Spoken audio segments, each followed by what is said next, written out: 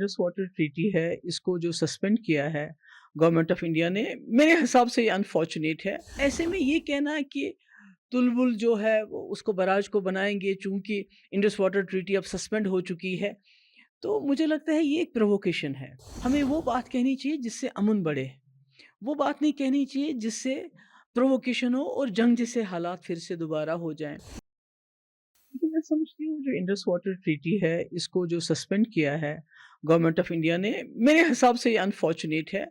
खासकर जब उमर साहब जो हमारे वजीर आला हैं वो जानते हैं कि अभी जंग के दहाने से दोनों मुल्क वापस आए हैं और उसमें अमेरिका को इंटरवीन करना पड़ा। हमारे कई लोग यहाँ शहीद हो गए हैं, कई जो हैं गांव के गांव उजड़ गए, घर बर्बाद हो गए। इतनी तबाही के बाद अब थोड़ा सा सुकून हो रहा है। तो ऐसे में ये कहना है कि तुलबुल जो है वो उसको बराज को बनाएंगे चूंकि इंडस वाटर ट्रीटी अब सस्पेंड हो चुकी है, तो मुझे लगता है ये एक प्रोवोकेशन है।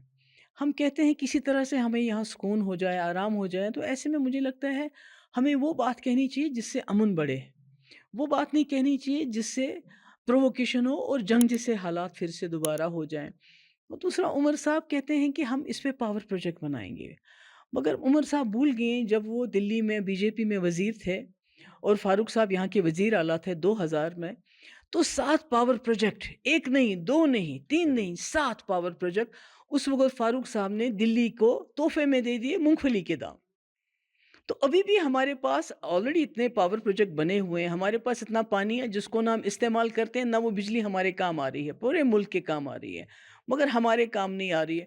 तो ऐसे में मैं समझती हूँ कि उमर साहब का ये कहना कि इस इंडस वाटर ट्रीटी के फ़ेवर में, सपोर्ट में खड़े होना, मुझे लगता है हम यज़ीद हमको नहीं बनना चाहिए, क्योंकि यज़ीद ने पानी बंद किया था, बच्चे उसमें मारे गए थे, उतने इतने बच्चे शहीद हो गए उस वक़्त, और आज वो फिर उस शायद तवारीख़ को दोहराना चाहते हैं।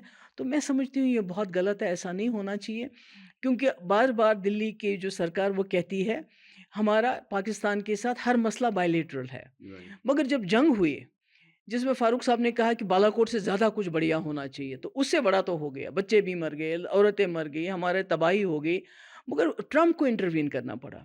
अगर ये दोबारा अब फिर जो इंडस वाटर ट्रीटी के ऊपर ये फिर से बात उसको करते बंद हैं। करते हैं, तो फिर जो दुनिया की ताकतें हैं, वर्ल्ड पावर लाइक ट्रंप फिर इंटरवीन करेगा, तो जंग हमें के दायरे से हम बाहर आ चुके हैं और आप पीस की बात कर रही हैं। आपको लग रहा है कि इशारा दोबारा से ये है कि हालात खराब हो? बिल्कुल, मैं कहती हूँ कि जो हमारे जो टेलीविज़न चैनल जो नेशनल लेवल पे हैं, वो मुझे लगता है उनके यहाँ मातम है कि ये क्यों जंग क्यों बंद हो गई? क्योंकि उनकी टीआरपीज़ बढ़ती थी। तो कहीं न कहीं जो उमर साहब का बयान है वो भी प्रोवोकेटिव है। कि हमें तो अब आग को बुझाने की कोशिश करनी चाहिए, आग लगाने की कोशिश नहीं करनी चाहिए। मैं समझती हूँ कि इसमें नई दिल्ली को भी सोचना चाहिए, रिव्यू करना चाहिए अपना डिसीजन, और पाकिस्तान को भी रिव्यू करना है, जो उन्होंने शिमला एग्रीमेंट को सस्पेंड किया। जी। दोनों तरफ से रिव्यू होना चाहिए ताकि हम आपस के मसले बायलैटरली हल कर सकें, रादर देन कि कोई तीसरी ताकत आके बीच में हमारे खड़े हो जाए। हमें आपस में मिल बैठ के हर मसला हल करना चाहिए। शुक्रिया।